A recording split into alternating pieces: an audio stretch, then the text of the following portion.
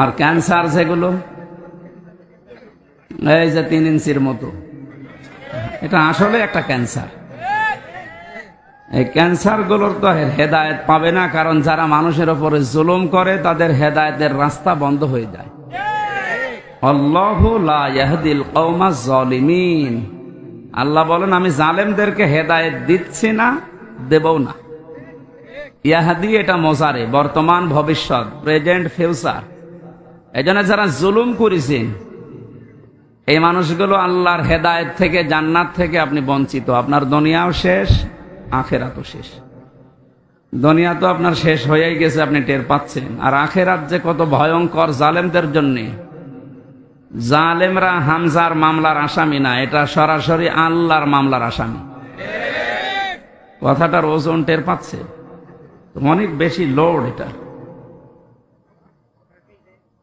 আল্লাহ পাক বলেন ইন্নামাস সাবিলু আলাল্লাযিনা ইয়াযলিমুনান নাস। সূরা সূরা 25 নম্বর পারার 6 নম্বর পৃষ্ঠা 13 নম্বর লাইনের 42 নম্বর আয়াতের প্রথম অংশে আছে তাফসিরে ফি জিলালিল কোরআন। রব্বুল আলামিন বলেন অবশ্যই আমি আল্লাহ মামলা দায়ের করব, কেস দেব। বুঝতেছেন? আল্লাহ কেস দেবে। পুলিশের কাজে যদি কেউ বাধা দেয় তাহলে পুলিশবাদী কেস হয়। আল্লাহর কাছে বাধা দিলে আল্লাহবাদী কেস হবে।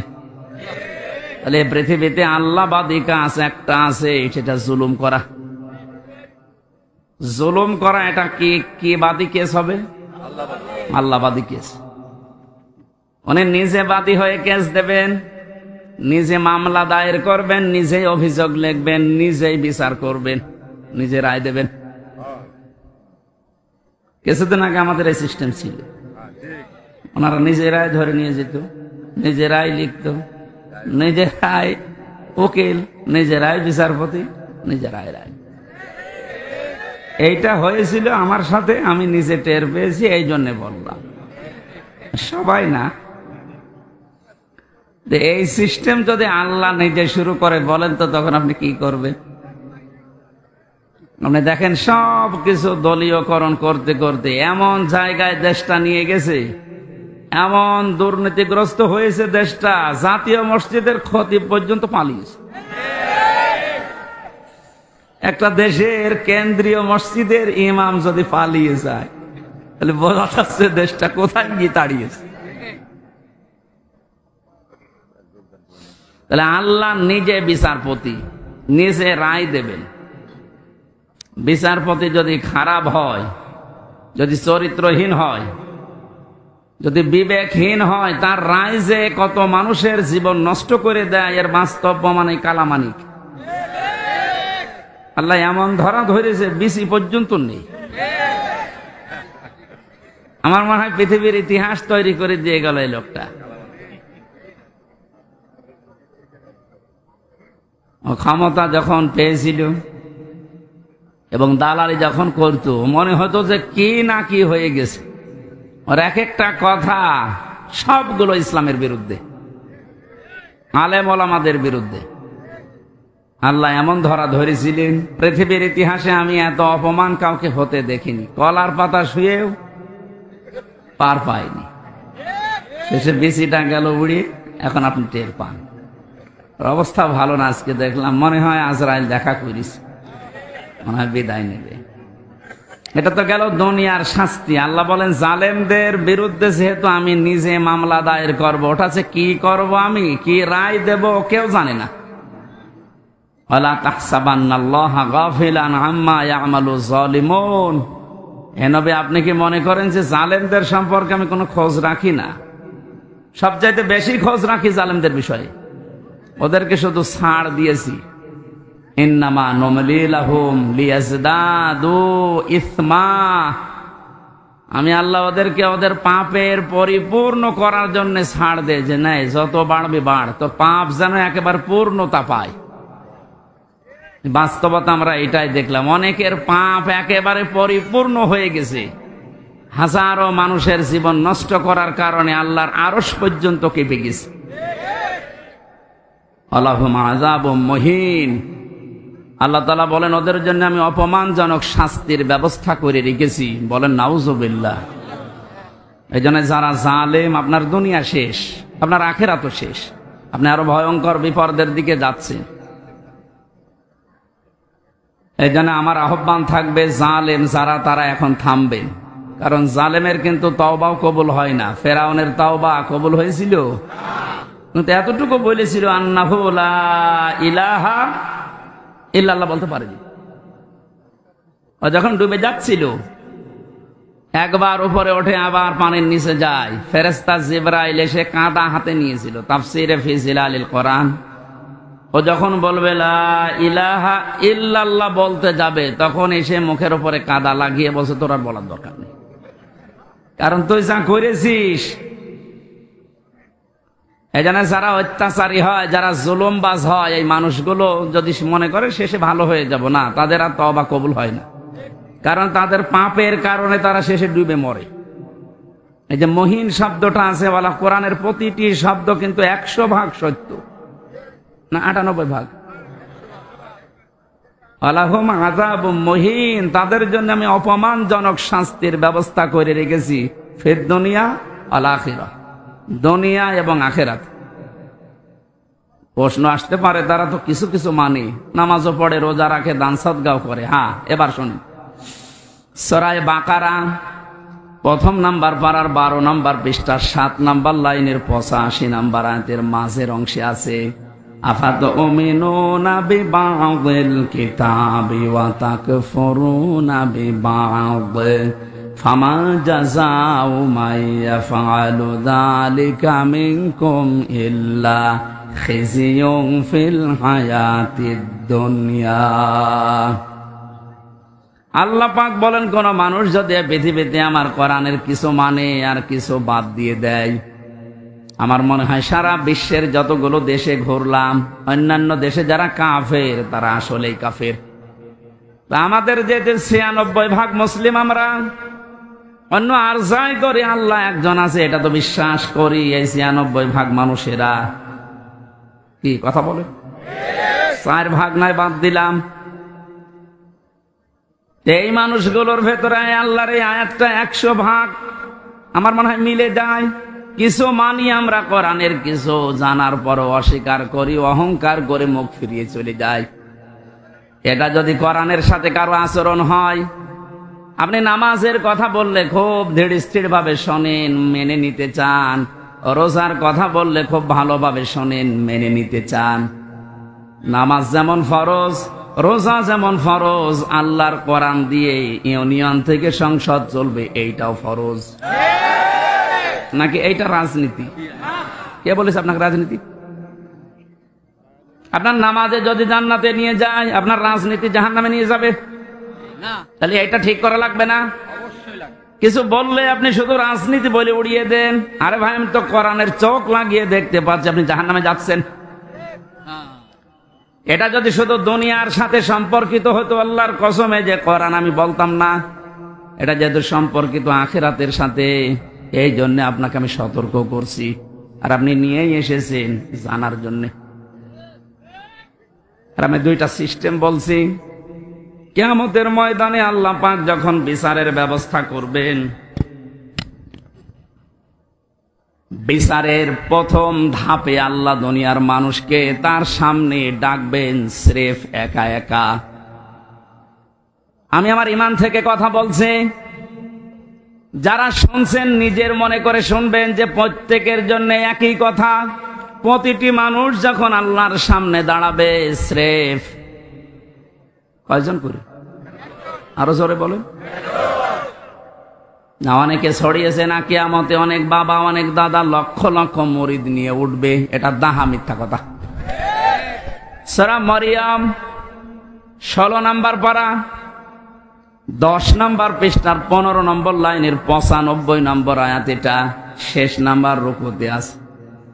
এটা আছে ইবনে কাসিরের ভেতরে, নাকি আরো দলিল দেওয়া লাগবে? হ্যাঁ, আরো দলিল দেবো নাকি? আর তো দলিল নেই। কোরআনের উপর আর দলিল আছে? আল্লাহ পাক বলেন প্রতিটি মানুষকে আমি আল্লাহ কিয়ামতে আমার সামনে বিচারের জন্য ডাক দেব প্রথম ধাপে একা একা। কয়জন করে? কেউ থাকবে না পাশে। একটু নিজের দিকে মিলান তো এই বাস্তবতাটা। আপনি নিজে দাঁড়িয়ে আছেন আল্লাহর সামনে, আল্লাহ এবার জিজ্ঞাসা করবে, হামজা 2024 সালের আগস্ট মাসের 31 তারিখ পর্যন্ত তোরে মাফ করে দিলাম, যা। শুধু সেপ্টেম্বরের 1 থেকে 6 তারিখ, এই 6 দিনের হিসাব দিয়ে তুই জান্নাতে চলে যা। ও ফরিদপুরবাসী, আমার যতটুকু বাস্তবতা আমি যা দেখতে পাচ্ছি, আমার যা ঈমান আমল আছে, আমার তো এই 6 দিনের হিসাব এখনো জোগাড় করা সম্ভব না। আপনারা পারবেন? আপনি পারবেন।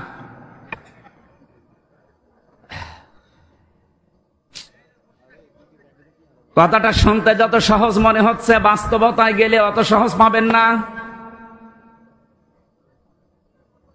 আল্লাহর সামনে নিজেকে দাঁড় করান, যার জন্য আপনি অবৈধ পথে ইনকাম করছেন, অবৈধ পথে বেছে নিয়েছেন, কি হবে এদের দ্বারা?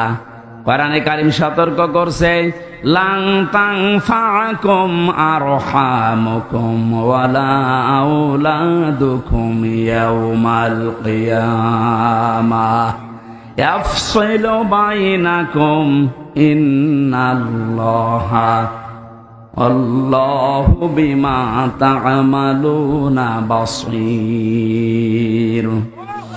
সূরা মুমতাহিনার 2 নম্বর আয়াতে আছে লাং তানফাকুম, এটা 3 নম্বর আয়াত। মজারের আগে যদি লান আসে অর্থ হয় কখনো সম্ভব না। এখানে অনেক আলেম বসে আছে, এই যে লাং তানফা নাফা ইয়ানফাউ, এটা মজারে, এর আগে লাং দিয়েছেন। আল্লাহ নিজে গ্যারান্টি দিচ্ছেন কখনোই সম্ভব না, কখনোই উপকার করতে পারবে না। তোমাদের সম্পদ আদি, তোমাদের সন্তান আদি, কিয়ামতের ময়দানে কেউ তোমার উপকারে আসবে না। আল্লাহর এই কথাটা যদি আমরা 100 ভাগ বিশ্বাস করতাম, এই দেশে হাজারো মানুষের অবৈধ ইনকাম বন্ধ হয়ে যেত। আমরা ওই যে কিছু ভাষা বিশ্বাস করি, এই জন্য আমাদের অবৈধ পথ বন্ধ হয় না।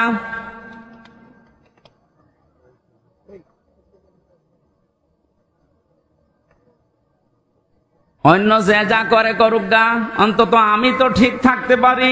জীবন চলে গেলেও কার জন্য কি করব? আমার সন্তানের জন্য, স্ত্রীর জন্য, এরা সব কিছু আমার থেকেই পার্থক্য করে দেবে আল্লাহ।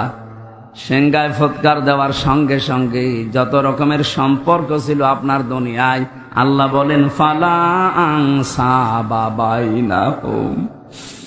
নসবের বহু বছর আনসাব, কোন সম্পর্ক আর বাকি থাকবে না, সব কাট করে দেবেন। যা নিজের স্ত্রীকে দেখার পরও বলবেন, কে তুমি? আমার তো দুনিয়ায় বিয়েই হয়নি, বউ পাবো কোথায়? ও দুনিয়ার মুসলমান ভাইরা, অন্য জাতির কথা আমি বাদ দিলাম। আমরা যেহেতু জান্নাত বিশ্বাস করি, কিয়ামতে জবাব দেওয়া লাগবে বিশ্বাস করি। আমরা ভুল করি, কি করি? এদিন আমাদের সাবধান থাকা লাগবে, আমি যেন জবাবটা ঠিক করতে পারি। এখনই যদি আপনার চোখ বন্ধ হয়ে যায়, বাড়ি পর্যন্ত যেতে পারবেন না। এখান থেকে হয়তো তাড়াতাড়ি বাড়িতে নিয়ে রাতটা পার করতেও দেবে না। ধোয়ানোর পরে জানাজা দিয়ে বলবে যান কবরে দিয়ে দেন। রাতের বেলা থাকলে ওরে আবার পাহারা দেওয়া লাগবে, জিন আসতে পারে। কোথায় আসি আমরা? আপনি একটু নিজের দিকে সত্যি করে ভাবেন তো। দাঁড়িয়ে আছেন আপনি, সত্যি বলে বলেন, নিজে ভাবেন, আপনি সত্যি কি পারবেন এই 50, 60, 70 বছরের হিসাব দিতে? আমার তো 6 দিনেই ভয় লাগছে, আপনি 60 বছর পারবেন কি করে? 1 গ্লাস পানিরও হিসাব যদি আল্লাহ নেওয়া আরম্ভ করে, বিশ্ব নবী বলেছেন কেউ জান্নাত পাবে না। আল্লাহ যদি দয়া করে বলে যা মাফ করে দিলাম, তাহলে আপনি মাফ পাবেন। ওনার তো মাফ পাওয়ার জন্য কয়েকটা গুণ দুনিয়ায় আপনার ওর ভেতরে থাকা লাগবে। ওই কথাগুলো আজকের তেলাওয়াত কি তো আয়াতে আছে। আল্লাহ আমার জন্য গফুর হবেন, ক্ষমাশীল হবেন, দয়াশীল হবেন, মেহেরবান হবেন। কখন? নবীজিকে দিয়ে আল্লাহ বলিয়েছেন। ওই কথাগুলো আজকে তাফসীর আকারে আমরা যেন শুনে মেনে চলতে পারি, বলেন আমিন। বিচারের দ্বিতীয় সিস্টেমে এবার আল্লাহর একা ডাকবেন না, দ্বিতীয় ধাপে এবার ডাকবেন আপনাকে আপনার নেতার সাথে। এটা নামাজের কথা শুনলে যারা আনন্দ পান, রাজনীতির কথা শুনলে যাদের মন খারাপ হয়, এবার এই আয়াতটা আপনি দেখেন তো, ইয়াউমা নাদউ কুল্লা উনাসিম বিইমামিহিম। সূরা বনী ইসরাঈলের ৭২ নম্বর আয়াতের প্রথম অংশে আছে, আল্লাহ পাক বলেন কিয়ামতে প্রতিটি মানুষকে বিচারের দ্বিতীয় ধাপে এবার আর একা ডাক দেব না, প্রত্যেকটি মানুষকে ডাকবো তার নেতার সাথে। কার সাথে? এই জবাব দেন। আগে নেতা, ইমাম, এরপরে কর্মী। আপনি এবার ভাবেন তো, যার আদর্শ মেনে আপনি রাজনীতি করেন, যাকে আপনি ভোট দেন, যার পেছনে স্লোগান দেন, যার কাছ থেকে টাকা পয়সা খান, এই লোকটা কিয়ামতে আপনার সামনে থাকবে, আপনি পেছনে। ওর যে সিহারা, ওর যে সরাত সিরাত, আপনি নিজেও জানেন যে ওর চরিত্র কি। আপনার চাইতে আল্লাহ ভালো জানে না? বলেন বলেন। তাহলে এই লোকটা যদি সামনে থাকে আপনার, আপনি পেছনে, ওরে দেখেই তো আল্লাহর রাগ হয়ে যাবে, আপনার পর্যন্ত যাবে। এইরকম লোকের পেছনে থেকে যদি আল্লাহ আপনাকে দেখে কি হবে বলেন? আমার মনে হয় আপনি ধরা খাবেন। অবশ্য ঠিক, তার মানে তো ধরা খেয়ে বসে আছে।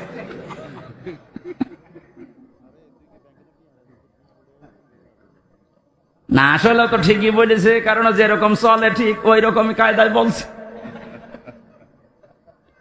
আমরা যেন ধরা না খাই, এই জন্যই তো সতর্ক করছি।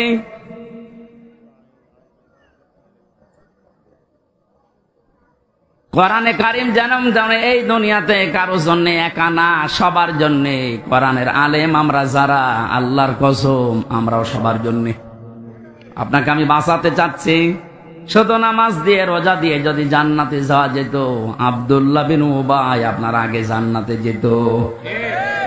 এই লোকটার পুরা জীবন আমি পড়ে দেখেছি, কোন অপরাধ আমি ওর জীবনে সেরকম মেজর পাইনি। তবে একটা বিষয়ও মানত না, ওর নামাজ ছিল নবীজির পেছনে, মসজিদে নববীতে, কাবা শরীফে।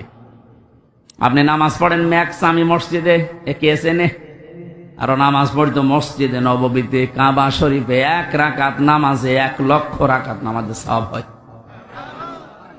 ও রোজা রেখেছে, রাসূলুল্লাহর সাথে ইফতারি করেছে, নবীর সাথে। ও তাহাজ্জুদের নামাজ পড়তো। ওর যত কিছু আমি পেয়েছি একটা একটা করে মিলিয়ে দেখলাম, সবই ঠিক আছে। শুধু রাজনৈতিক জীবনে ওর আদর্শ ছিল আবু জেহেল। এরকম মানুষ দুনিয়ায় নেই। এই কথা বলা লাগবে। আমি নাম ধরেই বলছি, এই যে সালমান এফ রহমান, এই দরবেশ, ওর নামাজ ছিল, রোজা ছিল। কাবা শরীফের পাশে আমি যখনই গেছি দেখছি ও পাশে ওই যে বিল্ডিং দারুত তাওহীদ, ওখানে থাকতো। যেখানে 15 থেকে 20 লক্ষ টাকা লাগে থাকতে, আমরা থাকতাম তো প্রায় 2 কিলোমিটার দূরে, কারণ আমার 3.5 লাখ। আর ওর 15 থেকে 20 লাখ টাকা এই জন্য কাবার পাশে থাকে, যেন কাবা দেখা যায়। টাকা যদি ভ্যান চালিয়ে উপায় করা লাগতো, তাহলে আমার মনে হয় 5 কিলো দূরে থাকতো। টাকা তো সব জনগণের, 36,000 কোটি টাকা। আপনি জীবনে গণনা করে শেষ করতে পারবেন না। অথচ পদ্মা সেতুর মতো এত বড় বিশাল প্রকল্প মাত্র 32,000 কোটি টাকায় কমপ্লিট হয়ে গেছে। আর ওর একাই কত?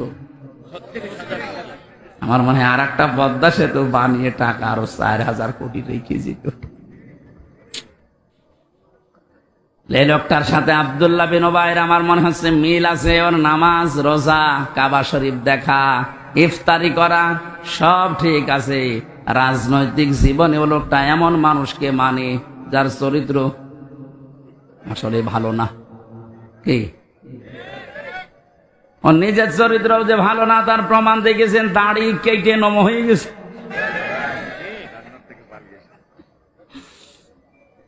প্রশাসনের লোক যখন ধরতে গেছে ওরা কিন্তু চিনতে পারে নাই। আর একটা ছিল নমক, আইনের চেয়ারে বসে শুধু বেআইনি কথা বলতো। এই লোকটারে যখন ধরে নিয়ে যাচ্ছিল এই আইনমন্ত্রী, অবশ্য আমি একা কেন, ওই যে ওর বেশ ওর দাড়ি কই, দাড়ি কেটে ফেলে দিয়েছে। যেই লোকটা এত বড় ভাওতাবাজি করতে পারে মানুষের সাথে, যে রাসূলুল্লাহর সুন্নাত, দাড়ি কি হামজার সুন্নাত? কার সুন্নাত? অপরাধ বোধ কত বেশি, নিজে কাজ করেছে এই জন্য তো অপরাধী। এত ভয় যে রাসূলুল্লাহর গলায় ছুরি লাগিয়ে দিয়েছে, যা আমার দরকার নেই, আমি আগে বাঁচতে চাই। আল্লাহ বাঁচতে দিয়েছে, এখন পচা ডিম খাচ্ছে।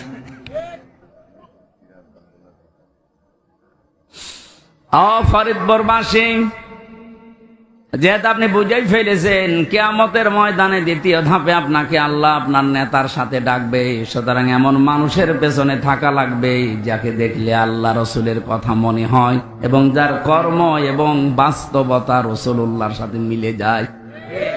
এরকম মানুষ দেশে নেই।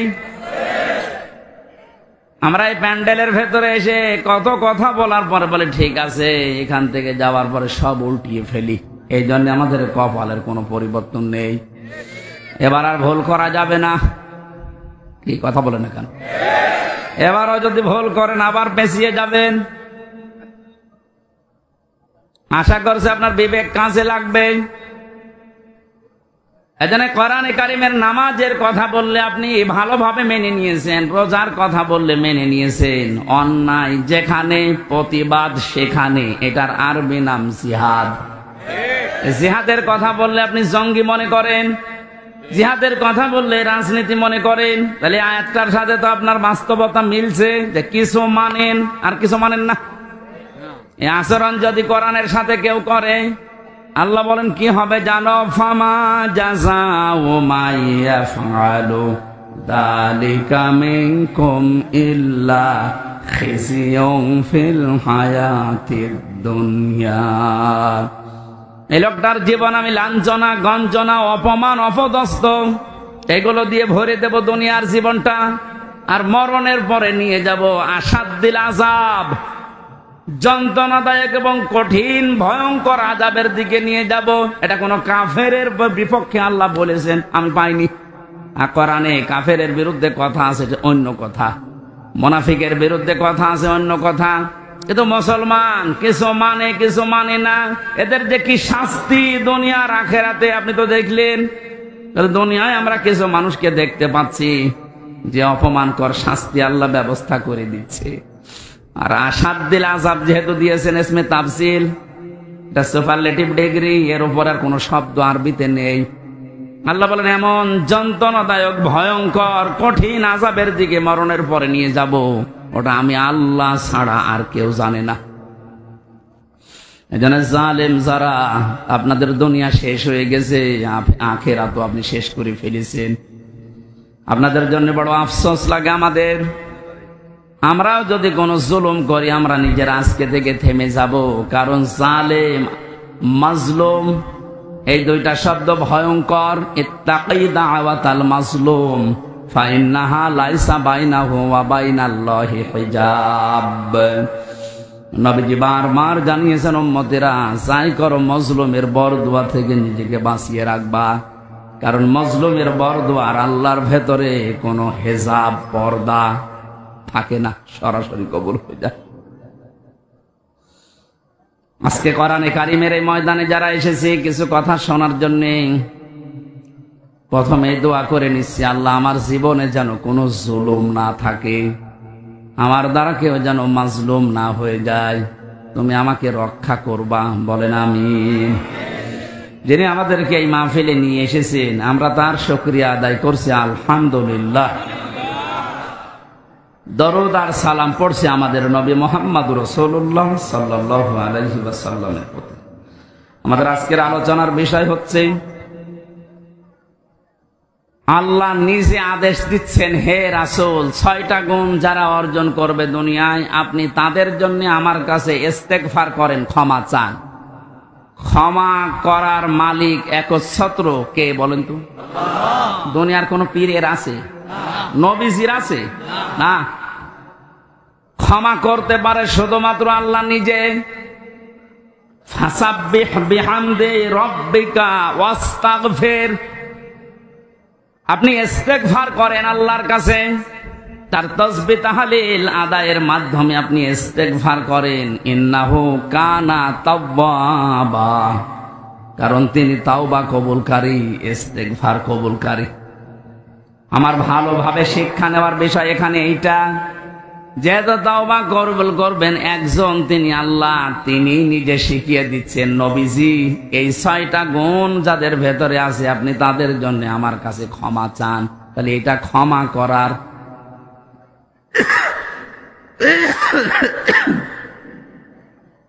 এই আয়াত থেকে বোঝা যাচ্ছে আল্লাহ এই 6টা গুণ বিশিষ্ট মানুষদেরকে ক্ষমা করবেন বলে জানিয়েছেন। আমাদের এখন বুদ্ধিমানের কাজ হবে এই 6টা গুণ দুনিয়া থেকে অর্জন করে তারপরে বিদায় নেওয়া।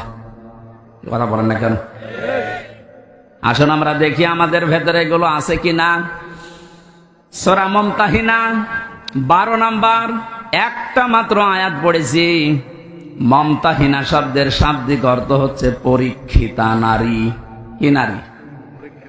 যারা পরীক্ষা দিয়ে উত্তীর্ণ হয়ে গেছে। এ পৃথিবীতে বহু নারীর জীবনী আমি পড়েছি, সর্বোত্তম জীবনী আমার কাছে 6 জনের মনে হয়েছে। এই মানুষগুলো পরীক্ষা দিয়ে উত্তীর্ণ হয়ে তারা জান্নাত অলরেডি আল্লাহ পেয়ে গেছে। তার ভেতরে 1 নম্বরে হযরতে আসিয়া। হযরতে আসিয়া আলাইহিস সালাম এত বেশি পরীক্ষা দিয়েছিলেন তার ঈমানের উপরে টিকে থাকতে গিয়ে। পৃথিবীর মানুষরা যদি হিসাব করে, হিসাব মিলানো সম্ভব না। শুধুমাত্র ঈমানের উপরে টিকে থাকতে গিয়ে হাতের ভেতরে তিনি পেরেক লাগিয়ে দিয়েছে তার নিজের স্বামী, পায়ের ভেতরে পেরেক লাগিয়েছে, মাথার উপরে গরম তেল ঢেলে দিচ্ছে, কপালের ভেতরে শলাকা লাগিয়েছে। এ কঠিন অবস্থায় হযরতে আসিয়া দেখলেন আল্লাহ পাক জান্নাত জিবরাইলকে দিয়ে পাঠিয়ে দিয়েছে। তিনি জান্নাত দেখলেন, ডাক দিয়ে বললেন, ইযি ক্বালাত রাব্বি ইবনিলি ইনদাকা বাইতান ফিল জান্নাতি ওয়া নাজ্জিনি মিন ফিরআউনা ওয়া আমালিহি ওয়া নাজ্জিনি মিনাল কওমিজ যালিমিন। হযরতে আসিয়া ডাক দিয়েছেন, রব্বুল আলামিন তুমি আমার জন্য জান্নাতের ভেতরে একটা ঘর বানিয়েছো, এভাবে না তৈরি করে তুমি যেখানে আছো ওই জায়গায় একটা ঘর আমার জন্য বানিয়ে দাও, যেন সব সময় তোমারে আমি দেখতে পারি। হযরত আসিয়া 2 নম্বর কথা বলেছিলেন, ওয়ানাজ্জিনি মিন ফিরআউনা ওয়া আমালিহি ওয়ানাজ্জিনি মিনাল কওমিজ যালিমিন। এই মেয়েরা আসেনি?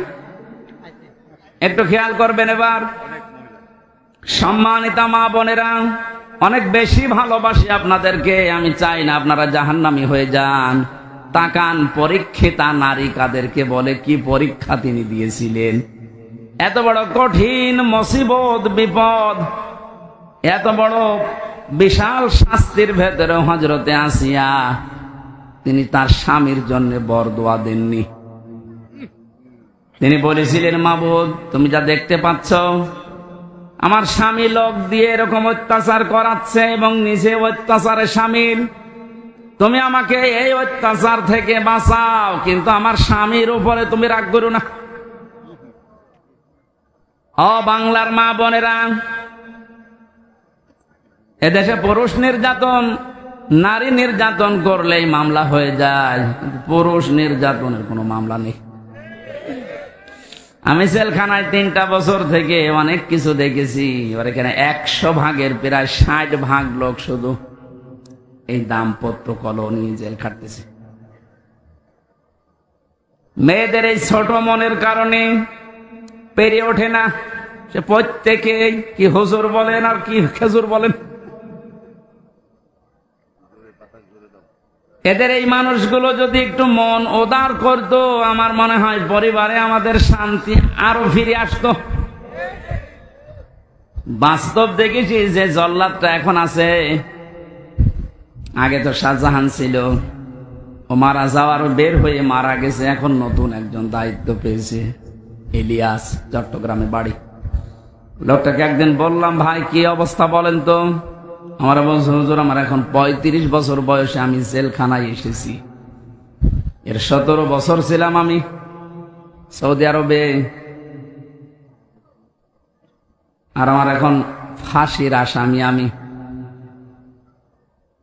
আমার যদি এখন যাবজ্জীবন হয়ে জেল খাটা লাগে, কমপক্ষে 22 বছর জেলে থাকা লাগবে। 35 থেকে 17, এরপরে 22, হিসাব করে দেখেন 74 বছর হবে। কত? 74 বছর বয়সে লোকটা জেলখানা থেকে বের হবে। খুব বড় অপরাধ করে গেছে না? পুরা জীবনই আমি শুনেছি যে কি কি করতেন। সৌদি থেকে 17 বছর পরে বের হলাম, দেশে আসার পরে বিয়ে করলাম। বিয়ে করার পরে আমার বোর সাথে আমার মায়ের মিল নেই। সব জিনিস আমি চাহিদা মতো পূরণ করেছি, কিন্তু মাকে আর ওই ছোট বোনকে কিছু দিলেই ওর মন খারাপ হয়ে যায়। দিন রাত নেই, সব সময় শুধু মনোমালিন্য, ঝগড়া। শেষ পর্যন্ত আর পারলাম না যে আমার সম্পদ আমার মাকে দেই, আমার বোনকে দেই। ওর সমস্যা কি? সংশোধন করার জন্য একটা থাপ্পড় দিয়েছিলাম, ও ছাতা গেছে মইরে, একটু জোরে। এই লাগবে না, বস। মারা যাওয়ার পরে তো বউ মারা কেস, প্রথমে ফাঁসি হয়ে গেল, এরপরে যাবজ্জীবন। এখন 22 বছর থাকা লাগবে আমার, 11 বছর চলছে। আমার তো বের হতে হতে আমার বয়স হয়ে যাবে 74 বছর। কি করব আমি? আমারে বলছিল, আপনি তো ওয়াজ করেন, বাইরে যে অন্তত একটু বলেন যে আমার মতো বিপদে যেন কেউ না পড়ে। কারণ আমি খুব বড় অপরাধ করিনি, আমি তো ঠিক রাস্তায় ছিলাম। মাঝখান থেকে একটু মিস্টেক হয়ে আমার জীবনটাই নষ্ট হয়ে গেল। ইলিয়াসের বউ এখনো পর্যন্ত আছে বাইরে। ইলিয়াসের যখন শুনেছে যে ওর যাবজ্জীবন জেল হয়ে গেছে, প্রথমে ফাঁসির কথা শুনে মেয়েটাকে কি, সে তো মারা গেছে, তার যে শাশুড়ি ছিল, এই শাশুড়ি এবং শ্বশুর পরবর্তীতে ওর মা বাবার উপরে এই মেয়েটার জন্য বহু অত্যাচার চালিয়েছিল। ভেতরে যেহেতু যোগাযোগ বিচ্ছিন্ন ছিল, কষ্টের কথাগুলো যখন এসে এসে আমার কাছে বলতো, আমি নিজেই কেঁদে ফেলতাম যে এই লোকটা তো সেরকম মেজর অপরাধ না, আর তো মারার জন্য মারে নাই, শুধু সংশোধনের জন্য একটা থাপ্পড় দিয়েছিল, ছাতা মরে গেছে। স্ত্রীর যদি মনটা উদার হতো, মন যদি বড় হতো, নবীজির হাদিস যদি এই মেয়েটা মানত, বিশ্ব নবী জানিয়েছেন, পৃথিবীর মেয়েরা তোমরা যদি মনে করো যে আমার স্বামীর হায়াত বেড়ে যাক, আরো বেশি দিন বেঁচে থাক, আমার স্বামীর সম্পদ সম্মান আরো বেড়ে যাক, তাহলে স্বামীকে মাঝে মাঝে বলবা তার রক্তের সম্পর্ক যেগুলো, এগুলো যেন অটুট রাখে, ঠিক রাখে। পৃথিবীর মানুষের সবচেয়ে বেশি রক্তের সম্পর্ক তার মায়ের সাথে। এক কথা বলেন না কেন? এই জন্য পুত্রবধূ যারা বসে আছেন, আমার যতটুকু বাস্তবতার জ্ঞান আছে আমি দেখেছি, এই দেশে আমরা যারা জামাই আছি, এটা মনে হয় রেকর্ড হয়ে কালকে আমার ম্যাডাম শুনবে, শুনুক, কপালে যা আছে হবে। আমরা জামাইরা যেভাবে আমাদের শাশুড়িকে শ্বশুরকে যেইভাবে দেখি, যেই নজরে দেখি, আর যেভাবে আচরণ করি, বউগুলো যদি তার হাফ আমার মা বাবার সাথে, আমাদের মা বাবার সাথে ওইটা করতো, এই দেশে কোনো ছেলে আলাদা হওয়া লাগতো না। একটু বেশি বলে ফেললাম নাকি? ঠিক মানে 100 ভাগ ঠিক। আপনি অনেকে মনে করেন আমি নামাজ পড়ি, রোজা রাখি, আমি কালো বোরকা পরে বাজারে যাই, আমি জান্নাত পাবো না। মানে কিসের জান্নাত? আপনি তো মানুষের অধিকার নষ্ট করেছেন, আপনি একটু উদার হতে পারেন না? কি করবেন আপনি সম্পদ বেশি নিয়ে? এই মেয়েটাকে খারাপ করার পেছনে ওই মেয়েটার মা আর ওর বড় বোন ওখান থেকে শুধু বুদ্ধি দেয়, তাড়াতাড়ি আলাদা হয়ে যা, আরামে খেতে পারবি। হ্যাঁ, এখানে তাকবীর দেওয়ার দরকার, সব বোনাস হয়ে যাচ্ছে, আরো তাকবীর দিচ্ছে। যেহেতু পয়েন্টটা এসেছিল, মা বোনেরা হাতে পায়ে ধরে বলছি আপনাদেরকে, বাঁচতে যদি চান 4টা যে ফরজ কাজ আছে তার ভেতরে কিন্তু স্বামীর সেবা, স্বামীর মন জয় করা আপনি পারছেন না। শয়তানের ধোকায় হোক, হ্যাঁ শয়তান তো বসে নেই, আপনাদেরকে জাহান্নামে নিতে চায়, এই জন্য স্বামীর গুরুত্ব আপনার মন থেকে তুলে দিয়েছে। অথচ নবীজি জানিয়েছেন, আমি যদি এই পৃথিবীতে আল্লাহ বাদে কাউকে সেজদা করার অনুমতি দিতাম, মেয়েদের কানে কানে বলতাম স্বামীর পায়ে সেজদা করো। কত দামি জিনিস, আর তাকে ধরে ধরে আপনি অপমান করেন, মারেন। আমি তাফসীর থেকে একটা পয়েন্ট লিখেছি, ইহুদিদের মেয়েদের ভেতরে স্বভাবগুলো আছে। আল্লাহর নবী জানিয়েছেন, এই পৃথিবীর ময়দানে দাজ্জাল তার মিশন চালু করার জন্য 7টি কাজ করে যাচ্ছে, কিয়ামত পর্যন্ত এটা করবে। মেয়েরা যারা এসেছেন আপনারা যেন সাবধান হয়ে যান, এর জন্য বলছি। দাজ্জালের মিশন হচ্ছে 7টি। ওরা ইহুদিদের মেয়েদের যে গুণগুলো আছে এগুলো আমাদের ভেতরে প্রবেশ করাতে চায়। মহিলা প্যান্ডেলে যারা আছেন আপনি মেলাবেন, আমি তাফসীর থেকে তুলেছি। 1 নম্বরে আন্নানা। আন্নানা বলা হয় ওই সমস্ত মেয়েদেরকে যে মেয়েরা স্বামীকে বলে তুমি যা করবা সব আমার জন্য, আর বাকি সব ডিলেট। এরকম মেয়েদের মন দেশে নেই। এটা দাজ্জালের একটা মিশন। প্রথম, যেই মেয়েকে দাজ্জাল টার্গেট করবে মনে করবেন ওর ভেতরে এই গুণটা পয়দা হবে, এই দোষটা, যে যা করবা তুমি সব আমার জন্য, বিয়ে আমারে করেছো, এখন তোমার মা বাবা বোন ভাই যা আছে চাচা ফুফু সব ডিলিট করো। এরকম মন, এরকম কথা বলে, এরকম বউ দেশে আছে না নেই? আপনি বিশ্বাস করতে পারেন ওই মহিলাকে দাজ্জাল টার্গেট করেছে, ওকে জাহান্নামে নেওয়ার জন্য। 2 নম্বরে মান্নানা, যে মহিলা খালি খোঁটা দেয়, বাবার বাড়ির কথা তুলে মাঝে মাঝে স্বামীর মনে কষ্ট দেয়, খোঁটা দেয়, তুমি আমার চেনো, আমি চেয়ারম্যানের মেয়ে, আমার ভাই একটা মাস্তান। 3 নম্বরে হান্নানা, যে স্বামীর খেদমত করা দরকার এটা করে না, আর উল্টা খেদমত নেয়। যদি বলেন একটু আমি যে 8 ঘন্টা ডিউটি করে আসলাম, একটু পানি দাও, তুমি ডিউটি করেছ আমি কি বসেছিলাম, পানি নিজে ঢেলে খাওয়ার, আমার একটু ঢেলে দাও।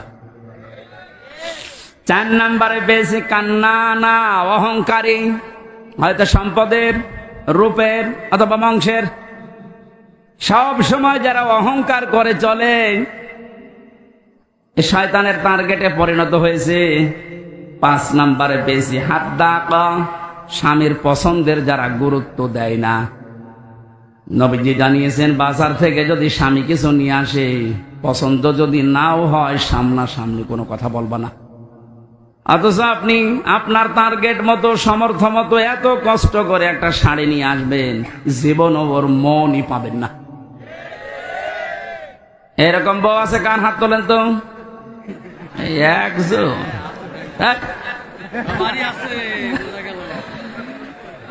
6 নম্বরে বেশি সাদ্দাকা, যারা হারামের প্রতি উৎসাহ দেয় স্বামীকে, খালি মাঝে মাঝে অন্যের তুলনা তুলে ধরে, যে কি করো, পাশের বাড়ি দেখো না, ওর বেতন তো তোমার চাইতে কম। এই যে হারামের প্রতি আপনি উৎসাহ দিচ্ছেন, লোত নবীর স্ত্রীর সাথে আপনাকে জাহান্নামে থাকা লাগবে। কথা বুঝতেছেন? নিজের চরিত্র ভালো তাতে কি হয়েছে? আপনি যদি হারাম কাজের প্রতি উৎসাহ দেন, কাউকে সাহায্য করেন, কিয়ামতে আপনি লোত নবীর স্ত্রীর সাথে জাহান্নামে থাকা লাগবে। এটা তো আমি বানালাম নাকি? সূরা আরাফ 8 নম্বর পারার 20 নম্বর পৃষ্ঠার 3 নম্বর লাইনে 83 নম্বর আয়াত, তাফসীর থেকে বলছে, আল্লাহ রাব্বুল আলামিন 2 জন ফেরেশতাকে পাঠালেন। 2 জন ফেরেশতা এসে লোত নবীর কাছে এসে বলে, আল্লাহর নবী, আপনার উম্মতদেরকে নিয়ে আপনি এখান থেকে চলে যান, আমরা মাগরিবের সময় আল্লাহর গজব এখানে নাজিল করব। কিন্তু সাবধান, ফাআনজাইনাহু ওয়া আহলাহু ইল্লা ইমরাতাহু কানাত মিনাল গাবিরিন। আপনার স্ত্রীকে আপনি নিতে পারবেন না, যারা আছে বাকি সবাইকে নিয়ে যান, আপনাকে যারা স্বীকার করেছে আপনার উম্মত নিয়ে যান, স্ত্রীকে নেবেন না। প্রশ্ন আসতে পারে, লোক নবীর স্ত্রীর চরিত্র খারাপ ছিল? না না, পৃথিবীর কোন নবীর স্ত্রীর চরিত্র খারাপ ছিল না, কারণ হারাম রক্তের ভেতরে আল্লাহ নবীদের রক্ত ঢোকান নাই। এজন্য নবীদের স্ত্রীর চরিত্র ভালো ছিল, কিন্তু এই মহিলা চরিত্রহীনাও ছিল না, চরিত্র খারাপও ছিল না, কিন্তু তলে তলে চরিত্রহীন মানুষদেরকে সাপোর্ট করত। ওই জামানায় একটা গণা ছিল, পুরুষে পুরুষে জেনা, মহিলা মহিলায় জেনা করত, ওইটাও সাপোর্ট করত, নিজে করতো না, শুধু সাপোর্ট করত। একটু চিন্তা করেন তো, এত বড় একটা জলিলুল কদর নবী লূত আলাইহিস সালাম, তিনি ইব্রাহিম নবীর ভাগ্নে,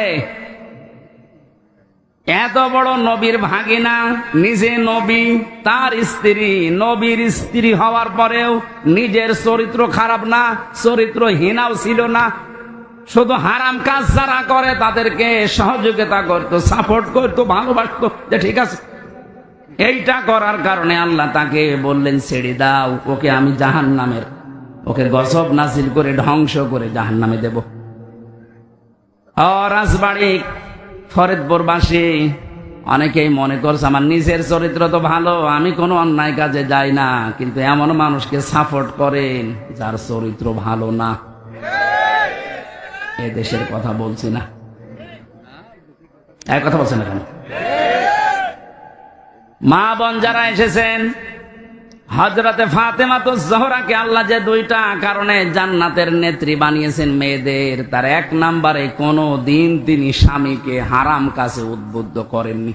না খেয়ে থেকেছেন 3 দিন পর পর, আপনি সহ্য করতে পারবেন?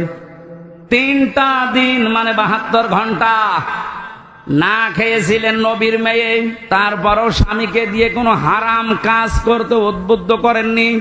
আর আপনার কোনো অভাব নেই, এর বড় স্বামীকে দিয়ে বাম হাতের ইনকাম করান। আজকে একটা এসপির স্ত্রী তার স্বামীর বিরুদ্ধে নিচে মামলা দিচ্ছে। সম্মানিত মা বোনেরা, আমাদের হুঁশ হবে একদিন, যেদিন আজরাইল আসবে, ওই সময় হুঁশ হয়ে আর লাভ হবে না। এখনই হুঁশ ফেরা দরকার। 7 নম্বরে বেশি বাররাক, এটা না বলাই ভালো। হ্যাঁ, বলে আমি মায়ের খাই। বাররাকা মানে এমন স্ত্রী যে স্বামীর গায়ে হাত তোলে। এই কথা বলছে না কেন? এরকম মানুষ দেশে নেই? বহু পালোয়ান বাইরে বীর, ভেতরে যে ক্ষীর হয়ে যায়। এটা দাজ্জালের যে 7টা মিশন নারীদেরকে নিয়ে, এখানে যারা এসেছে এই মেয়েরা যেন এই মিশনে এই খপ্পরে না পড়ে, বলেন আমিন। এত বড় কঠিন মুহূর্তেও হযরতে আসিয়া তার স্বামীর জন্য বরদোয়া দেননি। হ্যাঁ, তিনি বলেছিলেন, আল্লাহ তুমি আমাকে বাঁচাও, নাজ্জিনি মিন ফিরআউনা ওয়া আমালিহি ওয়া নাজ্জিনি, একালিপ করে টান আছে। তুমি আমার স্বামীর অত্যাচার এবং যাদেরকে দিয়ে অত্যাচার করাচ্ছে এই জালেমদের কবল থেকে তুমি আমাকে বাঁচাও, কিন্তু আমার স্বামীর উপরে তুমি গজব দিও না। এত বড় কঠিন মুহূর্তেও যদি বরদোয়া না দিতে পারে, আপনার কি হয়েছে? একটা সাবান কম হলে আপনি খোঁটা দেন, বরদোয়া দেন, উল্টা পাল্টা কথা বলেন।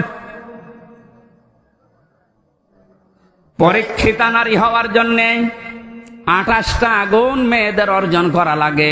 সূরা নিসার ভেতরে ধারাবাহিক ভাবে আল্লাহ দিয়েছেন। ইবনে কাসির তাফসীরটা মেয়েদেরকে পড়াবেন। আমার আজকের আলোচনার বিষয় ওইটা না, শুধু নামকরণটা বললাম। সূরা মুমতাহিনা শব্দের শাব্দিক অর্থ পরীক্ষিতা নারী। কি নারী? পরীক্ষিতা নারী। যে সমস্ত মেয়েরা পরীক্ষা দিয়ে পাশ করেছে, তাদের ভেতরে 6টা গুণ আপনি হে নবী দেখতে পাবেন। এরা যখন আপনার কাছে বায়াত নেবে বলে আসবে, তাদেরকে আপনি বলবেন, মেয়েরা এসেছিল নবীজির কাছে, এসে বলে, হে রাসূল, আমরা আপনার সাথে হাত মিলাতে চাই। ইবনে কাসির মুফাসসির বলেন, বিশ্ব নবী জানিয়েছেন, ওই সময় আমি মেয়েদের বেগানা মেয়ের সাথে হাত মিলাই না। অথচ বাংলাদেশে আমরা বহু পীরের নামে কলঙ্ক দেখছি, ওরা মেয়েদেরকে পর্যন্ত মুরিদ বানায়। কথা বলছেন? পুরুষের জন্য মহিলাকে মুরিদ বানানো, তার খেদমত নেওয়া জায়েজ আছে? বলেন বলেন।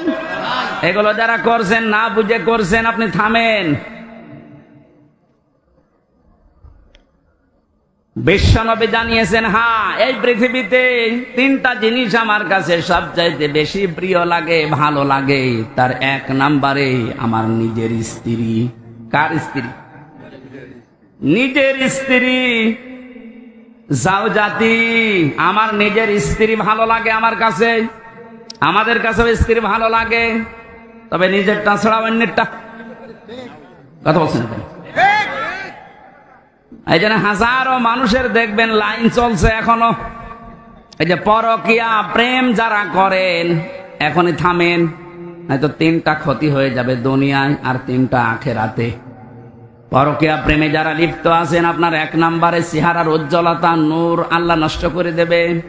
দুই নম্বর, আপনার হায়াত আস্তে আস্তে কমে যাবে। তিন নম্বরে যখন মারা যাবেন ঈমান পাবেন না, একটা সংসার নষ্ট করার জন্য বেঈমান হয়ে মরবেন। এ লাইনে আছে নাকি এলাকায় কেউ? যদি থাকেন আপনি থেমে যাবেন আশা করছি। বিশ্বনবী বলেন, দুই নম্বরে আমার কাছে নামাজ ভালো লাগে, তিন নম্বরে আমার কাছে সুগন্ধি ভালো লাগে। এই তিনটা আমাদের কাছেও যেন ভালো লাগে, সেই ব্যবস্থা আল্লাহ করে দেন। বলেন আমিন। নবীজিকে আল্লাহ ঘোষণা দিলেন, ইয়া আইয়ুহান নাবিয়্যু, হে নবী, ইযা জাকাল মুমিনাতু, মুমিন নারীরা যখন আপনার কাছে আসবে, ইউবাইউনাকা, আমরা বায়াত নিতে চাই, পর্দার আড়াল থেকে আপনি তাদেরকে বায়াত দেবেন 6টা বিষয়ে। যদি এগুলো তারা মানতে পারে, আপনি নিজে তাদের জন্য আল্লাহর কাছে ক্ষমা চাবেন। যেহেতু আল্লাহ শিখিয়ে দিচ্ছেন, তার মানে 6টা কাজ করতে পারলে আল্লাহ নিজে আমাদেরকে মাফ করবেই। এক নম্বরে দিয়েছেন, আল্লাহ ইউশরিকুনা বিল্লাহি শাইআ।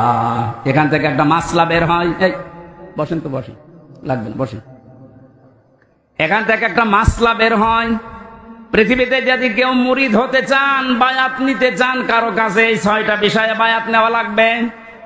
বাংলাদেশে এখন 48,000-এর উপরে পীর আছে। কত? ভারতের এই কলকাতার, আসামে আরো বেশি। আমি তো 17, 18, 19, 20 এই সমস্ত সালগুলোতে ভারতের এই কয়েকটা রাজ্যে দেখেছি, ও ঘরে ঘরে পীর। বিশেষ করে মুর্শিদাবাদ, আরে নদিয়া, হুগলি, এই সমস্ত জায়গায় জায়গায় পীর। পীরটা ওরা ব্যবসা হিসাবে নিয়েছে। বাংলাদেশের জরিপে যেটা সরকারি 48,000। আপনারা যদি মুরিদ করতে চান, বায়াত দিতে চান, প্রথমে আপনাকে বলা লাগবে যে আমার দরবারে কোনো শিরিক চলবে না। আল্লাহ বাদে অন্য কাউকে সেজদা দেওয়া কি? আল্লাহ বাদে অন্য কাউকে ডাকা কি?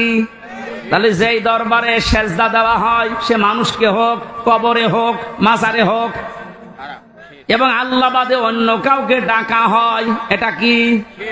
আরো জোরে। এগুলো যে দরবারে হচ্ছে, এখানে মুসলমান যেতে পারে? যাচ্ছে না? আশা করছি আপনি থামবেন। আপনি বায়াত যদি নিতে চান, এমন দরবারে যাবেন যেখানে গেলে প্রথমে বলে শিরিক করা যাবে না। শিরিক কি? না। পুরা কোরআন শরীফের ভেতরে আমি 4 প্রকার শিরিক পেয়েছি প্রধানত। শিরিক বিল জাত, শিরিক বিল সিফাত, শিরিক বিল ইখতিয়ারা, শিরিক বিল হুকুক। এ প্রত্যেকটা আবার 4 প্রকার করে আছে। 4 4 16 প্রকার। এটা আবার প্রতিটা 4 প্রকার করে আপনি 48 প্রকার পাবেন। এরপরে 72 প্রকার, এরপরে 120 প্রকার দেওয়া আছে। তাফসীরে হাক্কানি খোলেন, শিরিক 120 প্রকার পয়েন্ট আকারে দিয়েছে। এতগুলো শিরিক যদি এখন পয়েন্ট আকারে একটা একটা করে বলতে যায়, আমি সব লিখেছি, সময় যাবে, আর গরমে আমারও সহ্য হচ্ছে না। এই জন্য খুব তাড়াতাড়ি করছি। এগুলো একটু পড়ে নেবেন যে শিরিক, আল্লাহ যেটা পারে ওটা অন্য কেউ পারে, এটা বিশ্বাস করার নাম শিরিক। এক কথা বলেন। আইন তৈরি করতে পারে শুধুমাত্র আল্লাহ, এটা অন্য কেউ পারে বিশ্বাস করে যদি কেউ কাজ করে সেও মুশরিক।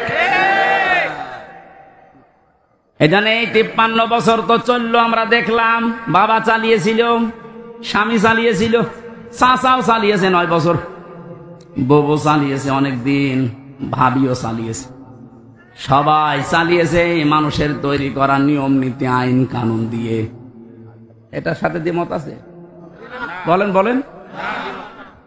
53 বছরে কাঙ্ক্ষিত মানের শান্তি আপনি দেখলেন কেমন?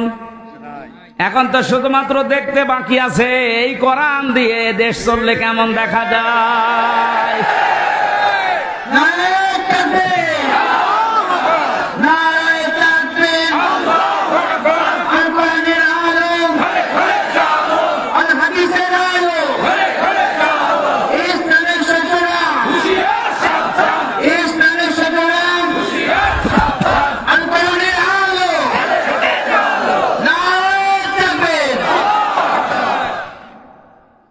আরে ভাই, আমরা তো দেখলাম যে 53 বছরে কি পারে কি পারে না, কেমন চলে। যেহেতু এটা বাকি আছে দেখতে, এটা একটু দেখা যায় না। দেখি তো আল্লাহর কোরআনের 500 আইন দিয়ে ইউনিয়ন থেকে শুরু করে সংসদ ভবন পর্যন্ত যদি চলে তো কেমন দেখা যায়। আল্লাহ জানিয়েছেন ওটা আমি মিনি জান্নাত বানিয়ে দেব। এটা যেহেতু চর্মচোখে আমরা দেখে মরতে পারি, বলেন আমিন। খুব আশা আমার, খুব আকাঙ্ক্ষা লাগে আল্লাহ কোরআন দিয়ে দেশ চললে কেমন দেখা যায়। পৃথিবীতে আমরা দেখিনি, সৌদি আরবে দেখেছি কিন্তু 100 ভাগ না 70 ভাগ। তাই যে শান্তি পাওয়া যায় মাঝে মাঝে ওখানে, ওটা যদি 100 ভাগ হতো, 30 ভাগ বাকি আছে এখনো। আমাদের দেশটা যদি 100 ভাগ আল্লাহর আইন দিয়ে আমরা চালাতে পারি, আপনি দেখবেন পৃথিবী কেমন শান্তি স্বস্তি নিরাপত্তা ফিরে আসে। আজ মেয়েদেরকে অনেকে জুজুর ভয় দেখাচ্ছে।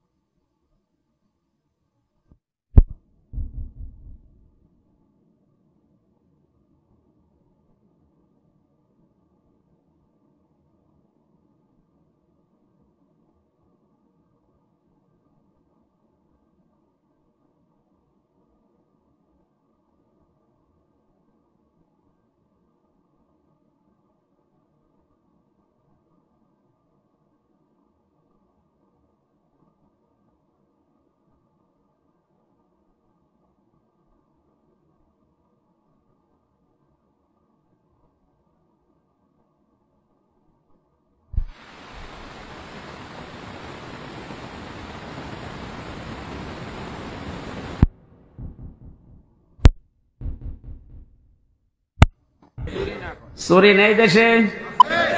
বেগম পাড়ায় এমনি তৈরি হয়, বাবার টাকা দিয়ে বেগম পাড়া বানাচ্ছেন, সব চুরি করা টাকা।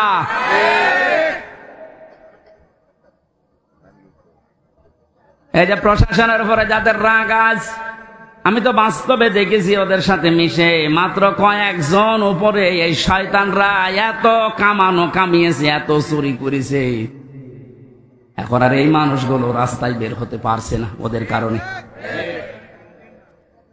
আজকেও কয়েকটা লাইভ দেখেছি, এসআই এবং এএসআই কনস্টেবল সাধারণ যারা ডাক দিয়ে বলছে আমাদের নিজেদের অপরাধের জন্য যদি শাস্তি দিতে চান আমাদের দিন। আমরা তো হুকুমের দাস ছিলাম, উপর থেকে যে মানুষগুলো আমাদের জীবনটা এভাবে নষ্ট করে দিল, আজ আমরা স্বাভাবিক জীবনে যেতে পারি না। অবশ্যই তাদেরকে আইনের আওতায় এনে শাস্তি দেন এবং ওদের সম্পদগুলো সব বাজেয়াপ্ত করেন। আমরা এটা চাই। বিশেষ করে এই যে মনিরুল, আমি নাম ধরে বলছি কারণ আমি ছিলাম কাউন্টার টেররিজমের এই মনিরুল, আসাদুজ্জামান, ডিসি মান্নান, হারুন তো শেষ হয়ে গেল, যেই কয়টা আছে এদের সম্পদগুলো আজ নেন, কারণ এগুলো একটা এদের বাবার সম্পদ না, সবগুলো জনগণের সম্পদ। আপনি বেতন কয় টাকা পান আমি জানি না, আমার দোলা ভাইও তো আছে, ওর সংসার চলে না, আমার বাবার কাছ থেকে আরো টাকা নেই। যশোর থানায় আছে, সেও তো এসআই, কই তার তো বেতন চা, তার 2টা ছেলে মেয়ে নিয়ে সংসার চলতে চায় না, আমার বাবার কাছ থেকে টাকা নিয়ে চলা লাগে। তোমার বেতন নাই, তার চাইতে ডবল হইল না, হচ্ছে না। যে মানুষগুলো আছে সাধারণ মানুষকে উল্টা পাল্টা ধারণা না করে উপরে যাদের নির্দেশে এগুলো হয়েছে বা হচ্ছে, বিশেষ করে এই চুরিদারি, এই অবৈধভাবে ইনকাম করা, এদের এই টাকাগুলো সব এখন রাষ্ট্রের কোষাগারে জমা নিন।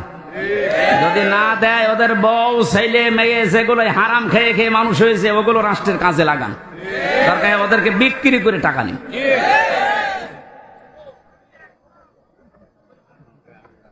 চুরির এইটা যদি আমরা শপথ নিতে পারতাম যে চুরি করব না, চুরি বন্ধ করব, এ দেশটা কিন্তু দাঁড়িয়েছে। তো এক দরবেশে যদি এত টাকা চুরি করে থাকে, বাকি যারা দরবেশের ভান ধরিস, তাদের অবস্থা কি?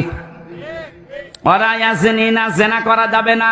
এ জেনা শুধু হাতের জেনা, মুখের জেনা, চোখের জেনা, অন্তরের জেনা, লজ্জা স্থানের জেনা। এই জেনাগুলো আজ বন্ধ করার জন্য যে যেখানে আসি ওই জায়গা থেকে দায়িত্ব নেওয়া লাগবে, বিশেষ করে মেয়েদের আগে। কারণ জেনা এ শব্দ শুরুই আল্লাহ করেছেন মেয়েদের দিয়ে। আযানিয়াতু ওয়াযানি ফাজলিদু কুল্লা ওয়াহিদিন মিনহুমা মিয়াতা জালদা। আল্লাহ পাক বলেন জেনাকারিনী এবং জেনাকারী, আগে কার নাম? মেয়েদের নাম। এই জন্য মা বোনেরা আপনারা নিজেদেরকে কন্ট্রোল করেন। এই মোবাইলটা, এই ফেসবুক এবং কম্পিউটার, এই সমস্ত জিনিস দিয়ে আজ মানুষ জেনার লাইনে এগিয়ে যাচ্ছে। আগে হ্যালো হ্যালো, এরপরে শেষ পর্যন্ত লজ্জা স্থান দিয়ে শেষ হয়। যে এলাকায়, যে দেশে, যে অঞ্চলে জেনা বেড়ে যায়, প্রকাশ্য হোক গোপনে হোক, ওখানে আল্লাহর 8টা গজব নাজিল হয়। কয়টা? এমন মহামারী রোগ আল্লাহ ছড়িয়ে দেয় যার চিকিৎসা পৃথিবীতে নেই।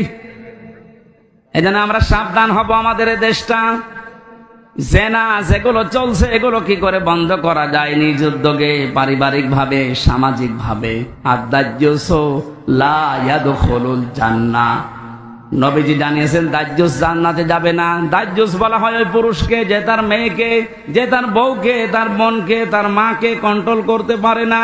ওগুলো আরো মানুষ দিয়ে দেখায়, শান্তি পায়। এই পৃথিবীতে একটা মাত্র প্রাণী আছে যে তার লজ্জা স্থান উল্টা করে মানুষকে দেখিয়ে আনন্দ পায়, তার নাম কুকুর। নাম কি? লজ্জাস্থান ঢেকে রাখার জন্য কিন্তু অনেক বড় লেজ আল্লাহ তাকে দিয়েছে, কিন্তু লেজ উল্টো করে দেখায়।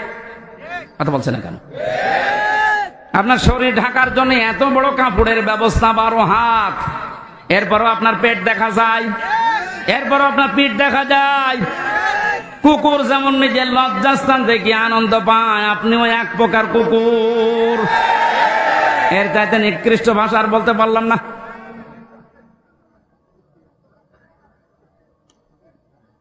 আশা করছি আপনি থামবেন। একটা মহিলা যদি বেপরদা, জেনা এই সমস্ত করার কারণে জাহান্নামী হয়ে যায়, কমপক্ষে 4 জন পুরুষ কিয়ামতের সঙ্গে নিয়ে যাবে। প্রথমে তার বাবাকে, এরপরে বড় ভাইকে, এরপরে স্বামীকে, এরপরে বড় ছেলেকে।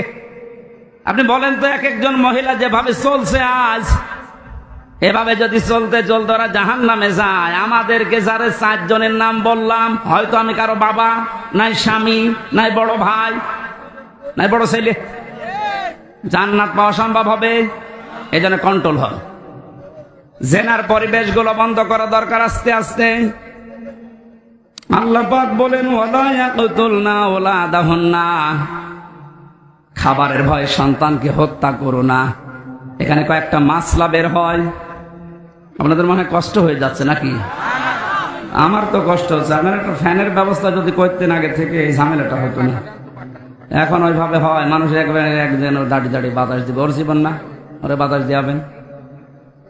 ফ্যান দিলে প্রথমে থেকে ভালো হয়। ওয়ালা ইয়াতিনা বিবহতানি ইয়াফতারিনাহু বাইনা আইদিহিন্না জেনে বসে কোন মানুষ যেন একজনের ওপরে অপবাদ চাপিয়ে না দেন, এই সিদ্ধান্ত নিয়ে, এই বায়াত নিয়ে আমার কাছে আজকে থেকে যান। এই গোনাটা বাংলাদেশ সহ বিশ্বে এখন বহু জায়গায় আরম্ভ হয়েছে। কিচ্ছু জানে না যে লোকটা, আন্দাজে তার উপর একটা অপবাদ দোষ চাপিয়ে তার জীবনটা ধ্বংস করে দেওয়া হচ্ছে। কথা বলেন ঠিক কিনা? বহু ভুক্তভোগী মানুষকে আমি জেলখানায় পেয়েছি, একেবারে নিরপরাধ, কিচ্ছু জানে না ও বিষয়ে, আন্দাজে দোষটা চাপিয়ে তার সংসারও শেষ, তার জীবনটাও শেষ করে দিলেন। এ গুনাহ আপনি মাপ পাবেন না। অপবাদ দেওয়া থেকে আমাদের বিরত থাকা লাগবে। খুব মারাত্মক অপরাধ এটা, অপবাদ। 6 নম্বরে আল্লাহ বলেন, ওয়ালা ইয়াসিনাকা ফি মা'রুফিন ফাবাই'হুন্না। কোন ভালো কাজ যদি আপনি আরম্ভ করেন, সেই কাজের বিরোধিতা যেন আপনার সাথে না করে।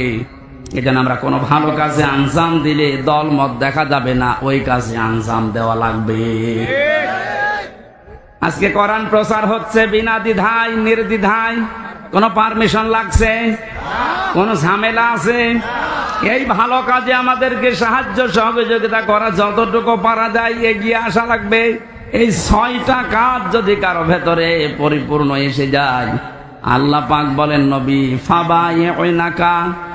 ফাবাই'হুন্না, এই 6টা গুণ যারা অর্জন করে তাদের বায়াত আপনি গ্রহণ করেন।